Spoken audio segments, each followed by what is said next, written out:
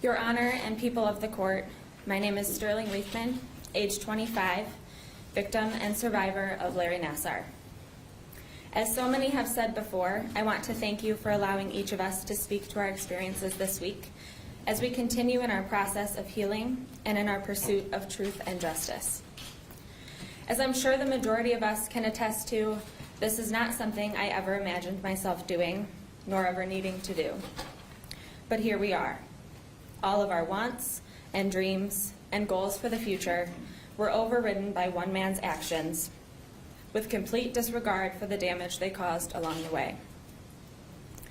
While each of us have our own experience and history with Larry, our own set of circumstances that have brought us here today, it is clear that we all have one thing in common. Much like we were when we went to see him as patients, we are all hurting in some way or another. We may all be in different phases of our healing process, some farther along than others, but we remain united in the fact that the emotional trauma we have experienced runs far deeper than any of our physical scars that may have once brought us through Larry's doors.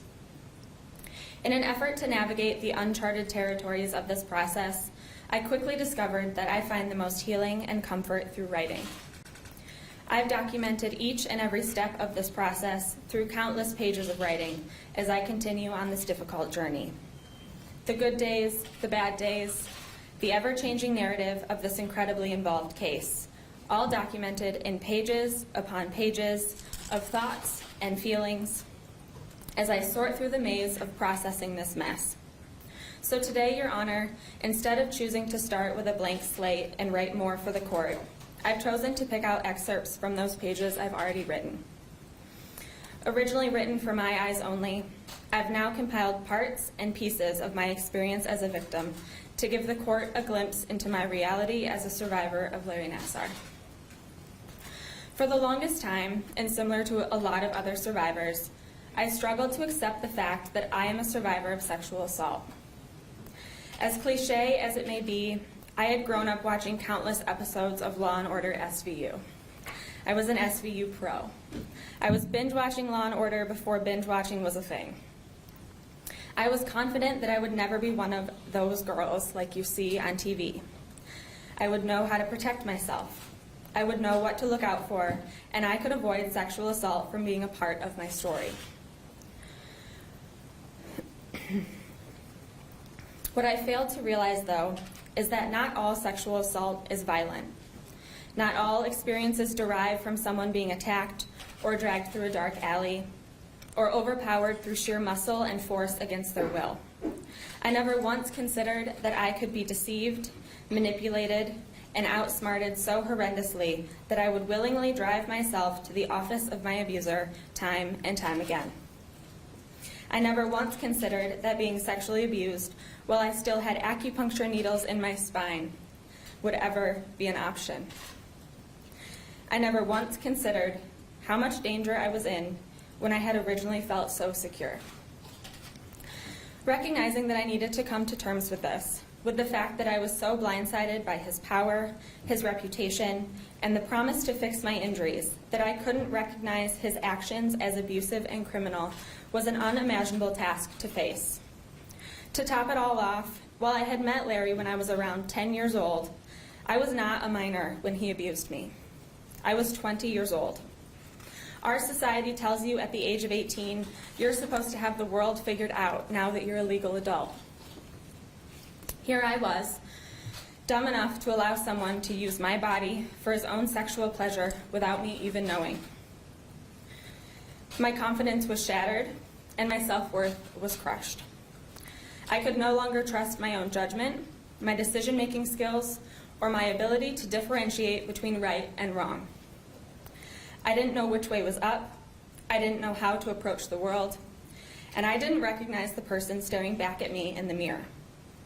So no, I was wrong. All the Law & Order episodes in the world couldn't have prepared me for the levels of manipulation involved in this case. While I still struggle to trust myself, and I still struggle to accept this reality that is mine and unfortunately so many others, I have also come to understand that these decisions were his, not mine. I cannot blame myself for trusting my physician to do his job, and I cannot hold myself responsible for his criminal actions. So today, I am trusting and encouraging that this court hold him accountable for the many scars he has left us with. When I first came forward to the police and my lawyers as a victim in this case, I could never have predicted that I would choose to reveal my identity to the world just a few short months later. I didn't understand how or why, but for some unexplained reason, I knew I had to come forward and speak my truth. I tend to be an all or nothing type person. Recognizing that, I realized I could attempt to find purpose out of this horrible thing that happened to me, or I could let it consume me for everything I am. I couldn't let this be just something horrible that happened without purpose or explanation. I had to find meaning.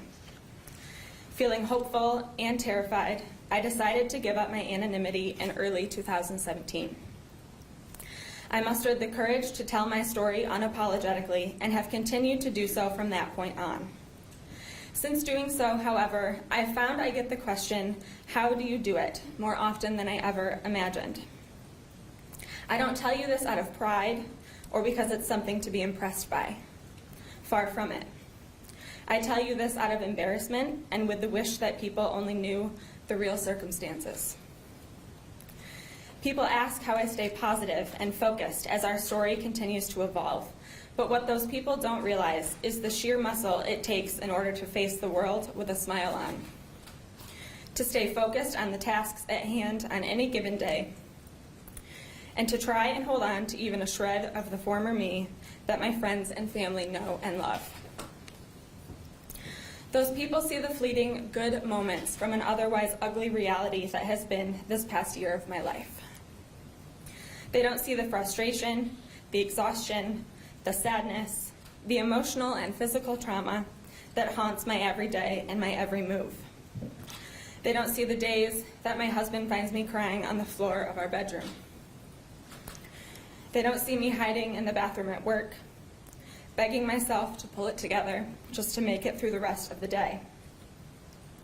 They don't see the trembling and shaking that my body has developed as a defense mechanism when I tell my story that can sometimes go on for hours at a time.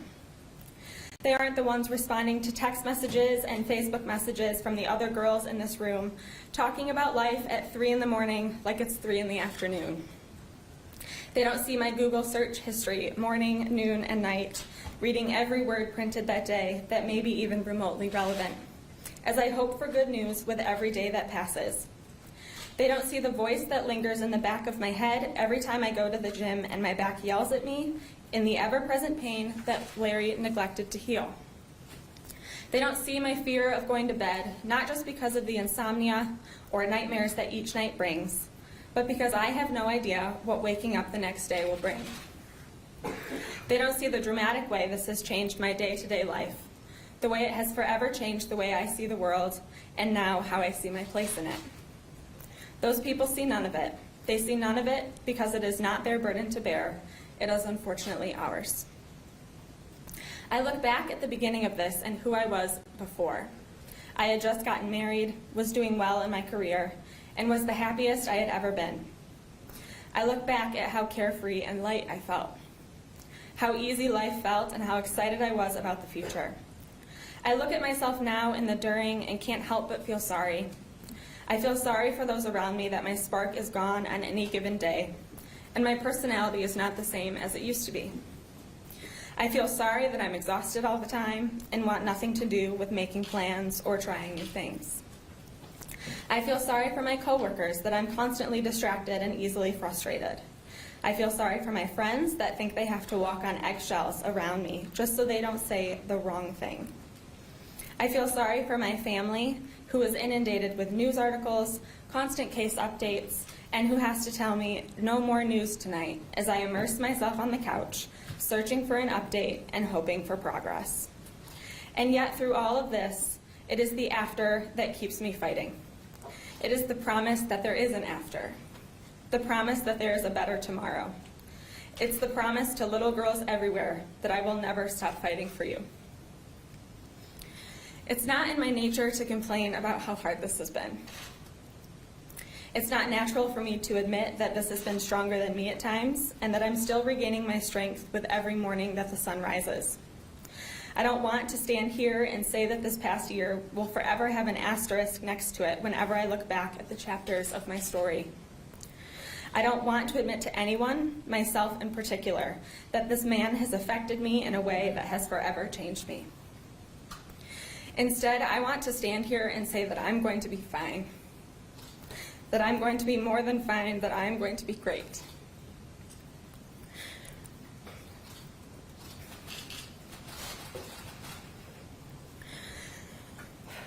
That I'm going to do amazing things and create a better future. That I'm going to be happy and carefree and living the life I want to lead. And then I pause for a moment and I realize that these things are a work in progress, and I have to say these things in the future tense as opposed to the present. I have to now set goals for the future to live my own life, to take back what's mine, to reclaim my me. I understand I have to say these things today as I look toward the future to protect myself and to protect others, and I do so willingly and with a sense of purpose like I never knew before. But that doesn't make it easier to swallow. Had MSU and USAG taken the reports of Larry's abuse seriously from any number of the women who came forward all those years ago, I would never have walked through his doors. I certainly wouldn't be standing here today. And hundreds of lives could have been spared from damage. It never had to get to this devastating point. I could be whole. I could be pain-free. I could be any number of things.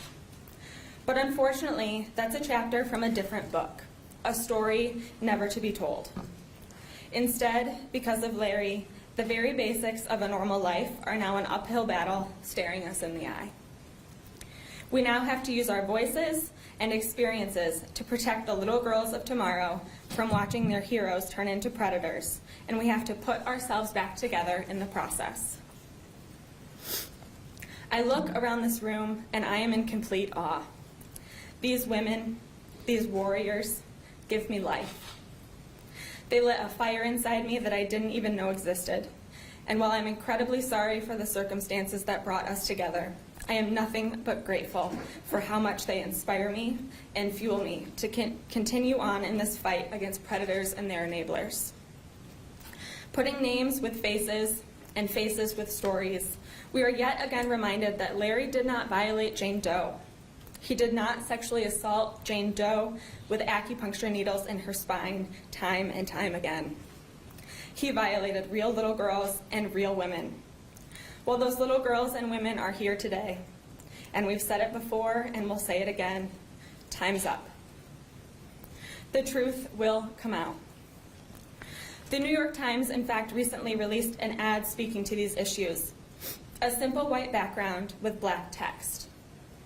He said, she said. He said, she said. He said, she said, she said, she said, 1,000,000 times strong. And it goes on to say, the truth has power. The truth will not be threatened. The truth has a voice. And you know what I love about that ad, besides the obvious, of course? It's black and white.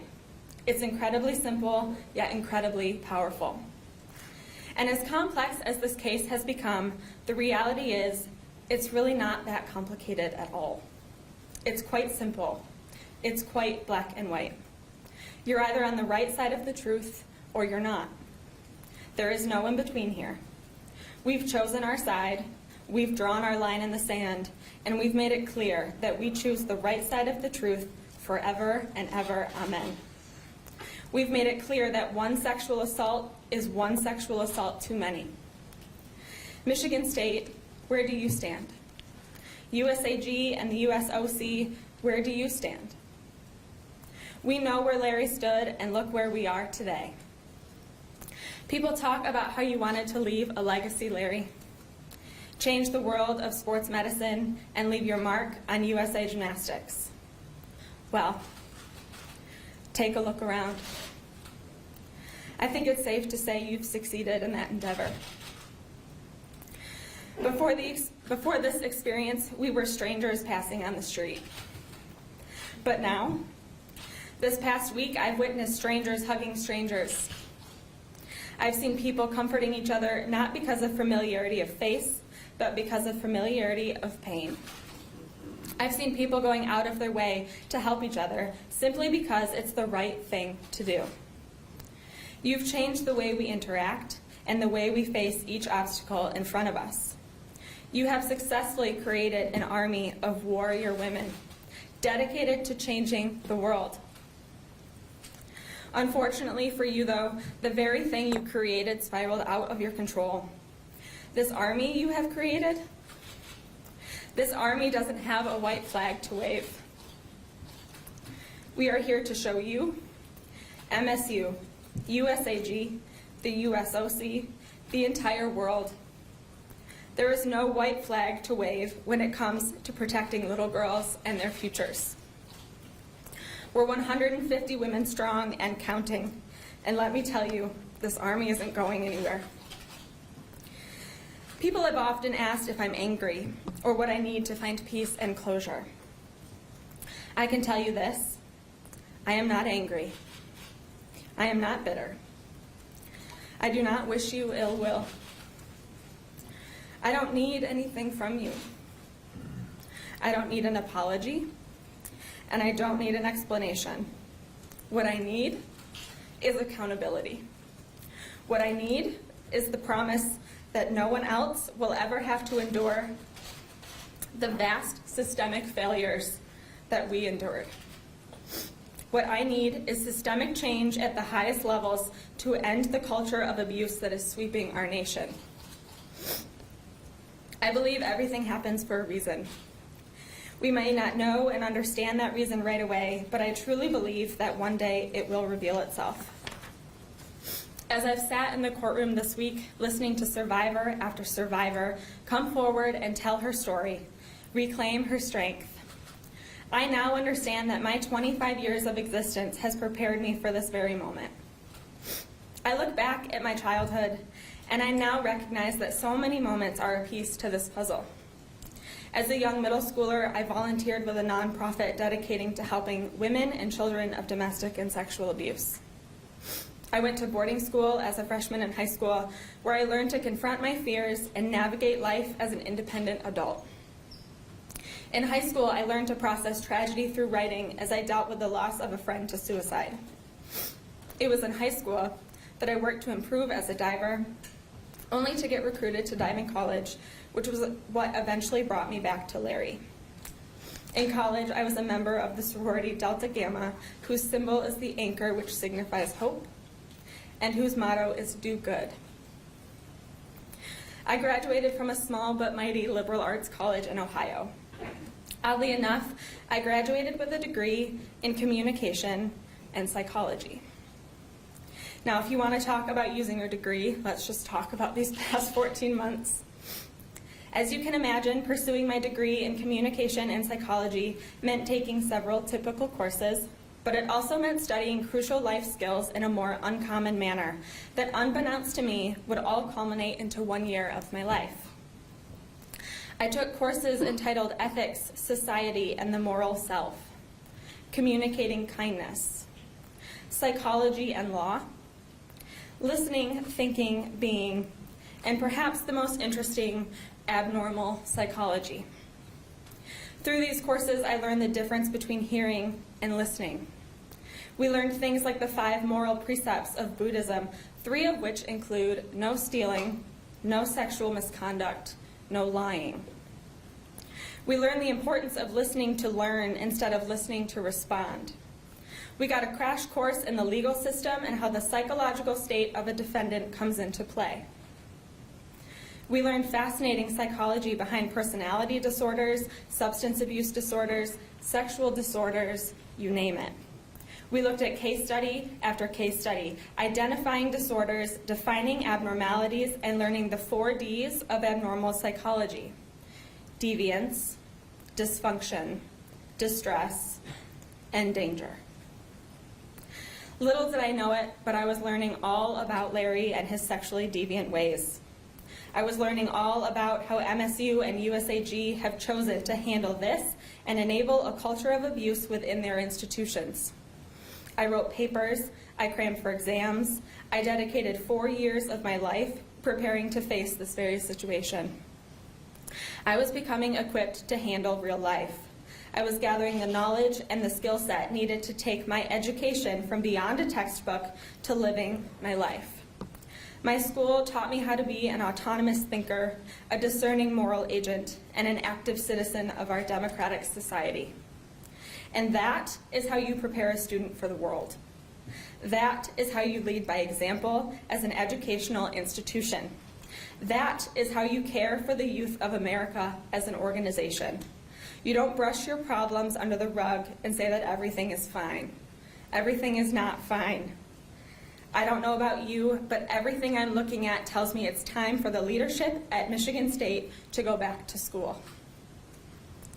I finished my time in school as the commencement speaker at my university's graduation, where I wrote a speech entirely about throwing your plan out the window and surrendering to the idea that there may just be a bigger plan at play.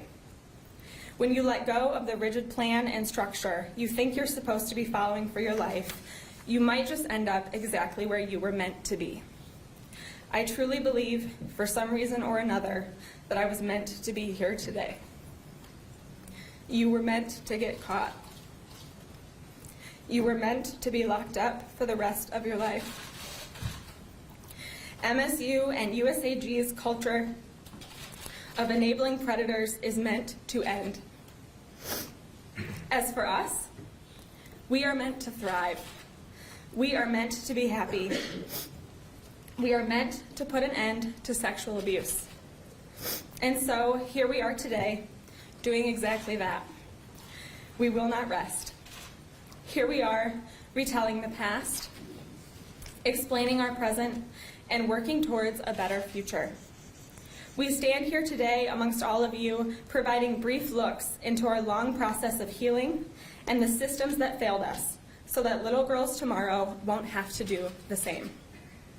Our words today are simply the start. They are merely excerpts we've pulled from an otherwise multi-page story that is being added to every day. We will continue to write the pages of our story and the pages of history as we stand in solidarity against sexual abuse. Maybe one day we will understand the reason behind all of this. Maybe we won't. But I ask you, Your Honor, to listen to these brief excerpts and consider the full draft of this story when contemplating your sentence for Mr. Larry Nassar. I ask he receives the maximum sentence for his actions for reasons you are all too familiar with. This week, you have seen glimpses into the most vulnerable aspects of our lives, and you're hearing the abbreviated versions of our otherwise lengthy stories. But as everyone sitting here behind me knows, today is simply one more page of our story. We live the unabridged version every day. Thank you for your time.